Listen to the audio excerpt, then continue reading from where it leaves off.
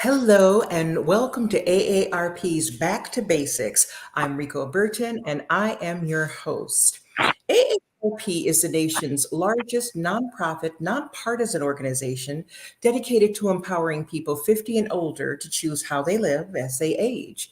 With a nationwide presence, AARP strengthens communities and advocates for what matters most to more than 100 million Americans, 50 plus, and their families. This includes health security, financial stability, and personal fulfillment. AARP also produces the nation's largest circulation publications, AARP the Magazine and AARP Bulletin. Coming up, November is right around the corner. In November and December, AARP will help you navigate the complicated healthcare system. Caregivers are frequently frustrated by their healthcare system, from Medicare, insurance, and care coordination to inadequate healthcare staffing and medication management. We know helping your loved one navigate their medical needs is hard.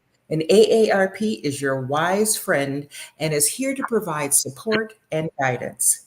AARP can help you with resources, expert content, and tools. Visit us at aarp.org/AZ, and that will come across the screen for you to take a look at. When you're here with us today, be sure to let us know where you're from, and if you have any questions, put them in the chat and we will work our best to get to it. Today, we're going to be talking about preparing for retirement with Coach SheriAnne. Hi there, Coach. How are you? I'm good, Lady B. I'm excited. It's so funny you said, November's right around the corner. I'm like, it's tomorrow. Tomorrow. So happy Halloween and to everyone out there. And yes, thank you for joining us. Please be sure to let us know where you're tuning in from. And we're talking about a rather interesting topic in the sense that it creates kind of a visceral response in some people brush it off. So if you have a lot of comments or questions about it, please be sure to put them in the comment section and we'll answer any questions that you have. Now, it's also true that if they're not here now but watch this later, they can send you questions and you'll get back to them, right? Yep, absolutely. Great. Yep, 100%. Yeah, because not everyone watches it live. But those of you that are tuning in live, thank you very much because the engagement is quite fun. But yes, we're talking about preparing for retirement. And there's a saying that says, the two most dangerous days in a person's life are the day they're born and the day they retire. And it's because the day they're born, there's so much that goes into that and happens. And it can be a complicated day. But the day that people retire, that is a dangerous day for a lot of people if they haven't prepared appropriately. And we're not talking just about financially preparing yourself. And for those of you that are watching this, most of you have a financial coach. And if you don't, I encourage you to seek one out because they are there to help you calculate your retirement income, your retirement expenses that you have, because those sometimes change even from when you are working.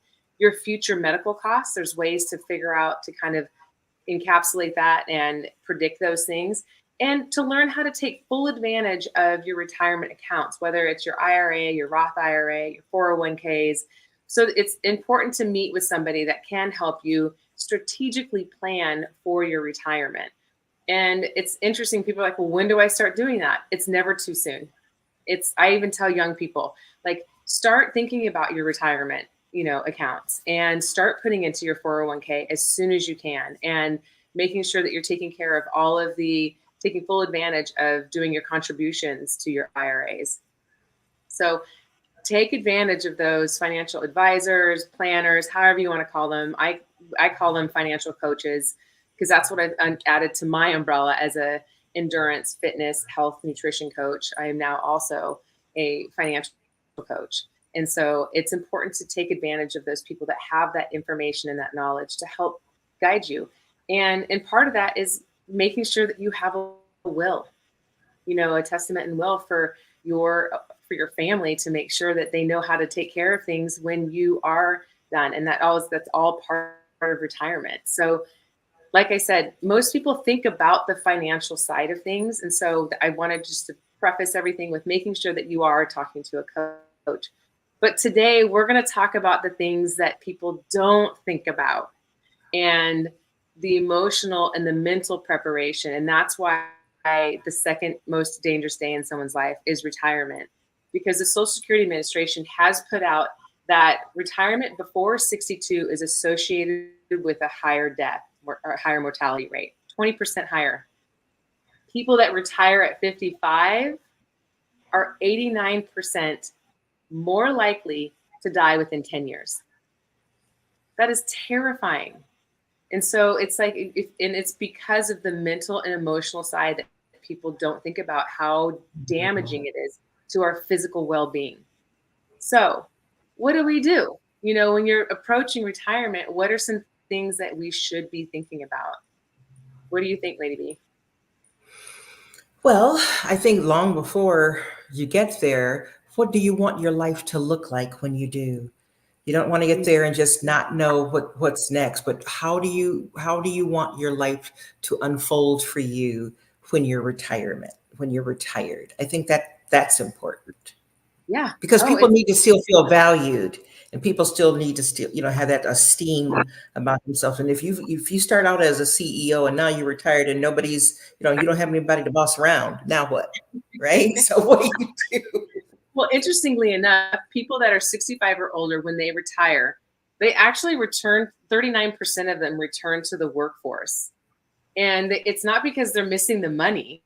That's really not it. What they're missing out on is challenges and being acknowledged for accomplishments and the companionship that comes with working.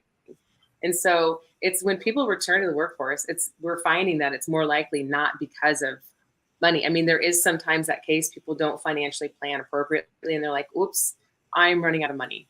I've got to go get a job now. But almost 40% of the people that are returning due to the companionship that they receive, the acknowledgement that they receive, and so when you're entering into the process of retirement, there's an acronym, FIND, and it's finding your next act. And the FIND stands for financial independence in a new direction.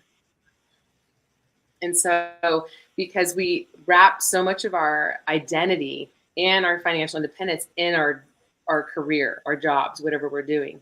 And so when people walk away from that, not only is their financial independence wrapped up in that, but their identity is wrapped up in it. So you've got to find a new direction to go find those things.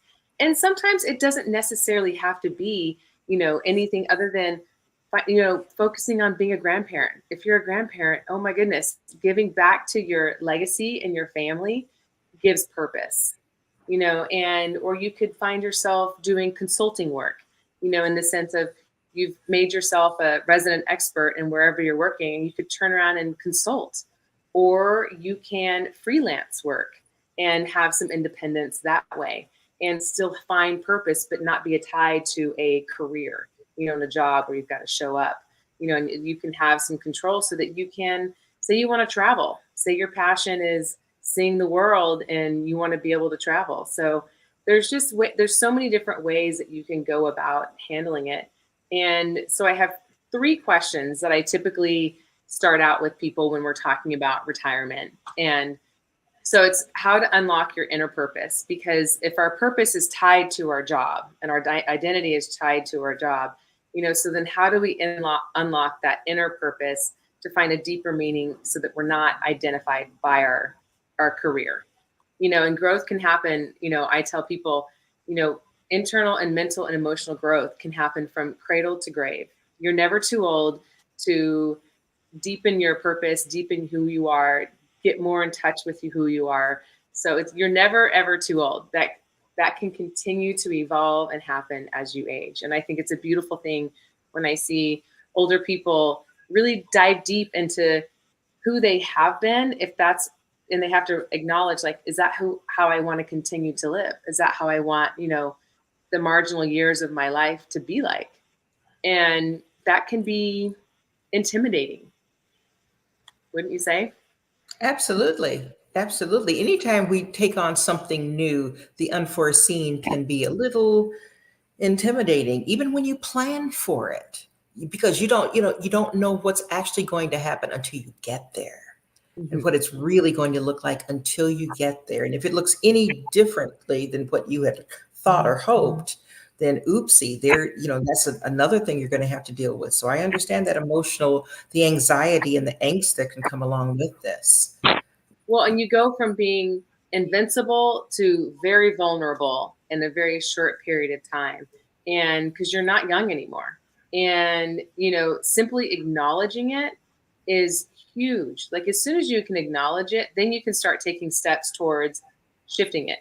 And because it is being vulnerable can be very scary. And so when you go from, you know, having identity and being invincible and being secure to being insecure, it's a challenging thing. So acknowledging that can help you move through it. So the first question that I usually ask people is find out, how do you want to help? Like, how do you want to make a difference? Because I do believe innately everyone's here to make a difference, whether it's in a small way or in a big way. It's like, how do you want to help? How do you want, what are your gifts? Everyone has unique gifts that can help make a change and make a difference. And so, like for me, I know one of my gifts is to help people see more in themselves than what they see in themselves. And I'm a seed sower.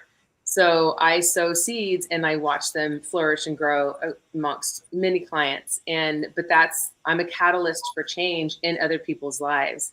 And I know that's a gift of mine. And so my gift is my word to people. And so that I will use until I'm in the grave. And how I use that will change throughout my life. And I know that. But so think about, what are your gifts? What do you love to do to help contribute to others? And that is one thing that is really challenging because most people don't sit and think about, what are my gifts? It's a foreign thing for many people to think about, how can they make a difference? And I'm sure you have thought about it because you are a deep thinker, Lady B. So and that's one of the things I adore about you. So I would love to hear you share, like, what do you think one of your gifts are? Well, like you, I am an encourager. And so I'm one of those people that encourages people like you to see themselves the way they are and how they can be. And I think that that's really, really important too. I like to almost sometimes call it a mirror check. So they can, they're seeing themselves and doing whatever work they need to do to be better. My personal mantra is, you take you with you wherever you go. So be the best you that you can be. So whatever that means to people, that's what I help. And I help people see themselves the way that they are, but not sometimes the way that they see themselves. Hmm, And so that's one of my gifts, and just kind of bringing that out, and it always brings me joy, always. that's wonderful. Yep. So it's figure out how you want to help people. Then the next question is, who do you want to help? Because if you can narrow it down into who you want to help, that actually helps. Because if we try to go into this grandiose, I want to help everyone, that can be overwhelming and shut you down. But if you can think about, if you want to help children, if you want to help teenagers, if you want to help the young, you know, millennials, or people that are in their 20s or 30s trying to figure out their path in life. And then you have all range of people. If you want to help older people that are, struggling with finding a new identity, as their kids leave the home, because there's stay-at-home parents that I talk to and coach that once their kids are out of the home, they're like, what do I do? Like that was their whole sole focus. And they put themselves on the back burner. And now it's time to try to figure out how to figure out what they want, what their passions, what their drives are, so figure out what niche of who you want to help. If it's underprivileged, if it's homeless people, if it's, veterans, there's all walks of people in this world there's no shortage of people who could use our help and our gifts. And the beauty in that is when you're helping other people, your cup is being filled and it will overflow. And it just creates this butterfly effect. But there's no shortage of people that could use encouragement and help and whatever your gifts are to give. So it's, how do you want to help? And it's, who do you want to help? And then the last one is find out what energizes you, and then what drains you. Okay, so it's important to understand what does what does create an energy suck for you, because then that's not going to help you fill your cup. So it's not enough to know that the passions are problems. You need to know it's you need to know how to solve that. And so if you don't pay attention to what drains you or what pulls you down, then you could find yourself completely unable to give. So it's interesting because, and I'm sure you've been around people that are I call them energy vampires. Yes. So it's important to recognize, because when you start to be a giver, then there'll be lots of people that will be takers. And when you're feeling drained, it's important to recognize that that's what you don't want to be around what's draining you. You want to be around what is energizing you. And and that's important so that you can continue to fill that cup that you have by giving. I agree. Yeah. And those are choices that we make. A lot of Yes. those are choices that we make. And I think the nearer we get to retirement, and we've heard jokes about people as you get older, you can lose some of the filter and use as an excuse. Well, I'm old. I can say tell you whatever I want to tell you now. But to be able to express yourself in such a way now, because you know I know we're talking about retiring and what we can do, but there are some people who have, if we look at it as you have been sowing your seeds, you talked about seeds earlier. You've been sowing your seeds for however many years. Now is the time to enjoy your harvest. And that's what you look at. What do you want your harvest to look at? And how are you going to enjoy it and reap the benefits of all that you have sown over the years? And that may be in the form of helping others. It may be in the form of helping yourself. I think it's marvelous, Coach, and I know you're not near retirement, but it's marvelous that you are continuing to learn, because one minute you're telling us about health, nutrition, and the next thing I find out here today, now you've got this financial certification or licensure behind you. It's like, yes, I think that is absolutely wonderful. So we can grow in a lot of different ways in that regard as we move forward. Okay. Well, I think along those lines is making sure that you do not lose the curiosity of a child. We all have an inner child, and I am constantly curious, and I encourage curiosity in my children. And I think it's important to always have that, so that are always trying to learn new things and expand your horizons. But when I learned early on about myself that I am put on this earth to impact other people's lives, and I just keep trying to add to that, and how I can diversify and impact as many people as I can. And I love the health and fitness in that industry. As I get older, though, I was realizing how much need there is for people to understand how to secure their future, financially, not only with, retirement accounts, but with their health insurance, their disability insurance, long-term care. There's so many things that we just don't even think about till we're faced with it. And it's so much better to be prepared than Right. being in a reactionary state. Because when we're in a reactionary state, we're not clear thinking. We're looking at life through a straw. We're not able to have a bigger scope. But I would encourage, those that are listening to this, like, don't lose the curiosity of your inner child. Be curious. Absolutely. And Absolutely. it's so fun to be curious. Like, it's It is. It is. I tell my students all the time, I really just enjoy people who have this intellectual curiosity, want to learn more, just even small things. That's one of the wonderful things about AARP. Any kind of curiosity you have, they've got a class for it. They've Mhm. got resources for it. I mean, everything, be it nutrition, their health classes, their cooking classes, be it, exercise, they have the yoga and eh, preparing for retirement. They have things to help people transitioning in careers. So they really have looked at what do people need as we age and they're meeting those needs so beautifully. And so I'm sitting here thinking, what a wonderful resource we have, and nice partnership we can have with AARP, because they are doing those things for us. So fear not. Whatever you're interested in, AARP is probably likely to be able to help, or at least point you in the right direction for it. Well, and the beautiful thing about that as well is like, and I don't know if everyone knows this, but ARP used to be, I think you had to be 55 to be a member, but now it's, you don't, I think it's 18 now. 18.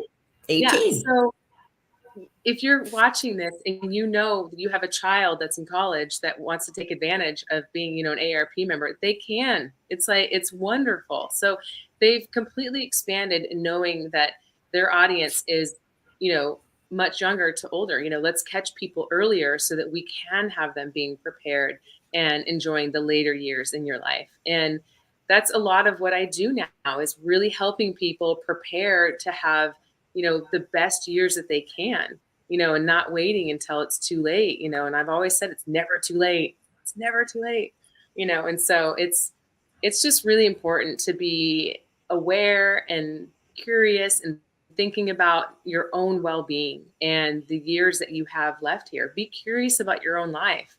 Be curious about, what are you going to do in 10 years? I think about different things that I'll be doing in 10 years. I have kind of like, ethereally these things, but I'm like, I have them kind of mapped out, but they're penciled in to where if opportunities arise, then I have the ability to like make some adjustments and take advantage of those opportunities. And so but having the curiosity is so important.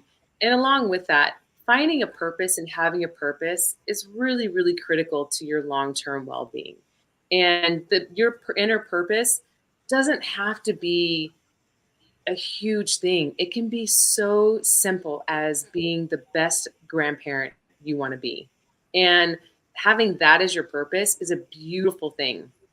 It could be as simple as, being your job, you want your purpose to be a great neighbor, and you're going to host neighborly events to create community within your community. It could be volunteering anywhere. It can be so very, very simple, but finding that purpose is critical to your well-being, and it staves off depression. Because if you don't have a purpose, people don't really have a reason to get up, and it leads to depression. And that's what really causes a lot of problems.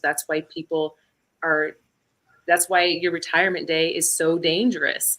And that's why the mortality rate increases when people retire too early if they don't have a focus and a purpose, because you slip into depression, and then the depression just leads into loneliness, and then you don't really have a reason to live. And so that's such a sad thing, but it does happen. So finding that purpose and avoiding depression and loneliness, isolation is really, really critical. And that's something that a lot of people just don't think about when they think about retirement. I'm going to pivot just a little and say that it's also okay to take some time for yourself. I mean, when you retire, you don't have to get up the next day and go out and volunteer. If you want to relax and do nothing, because you don't have to get up and go to a job, there's something that's kind of wonderful about being able to enjoy that. Oh, I yes. met a woman, I had a speaking engagement last Friday, and it was interesting. It was her birthday. She was 88 years old, one of the people in the audience, and they gave her cards and all of this. Her husband is 86 years old.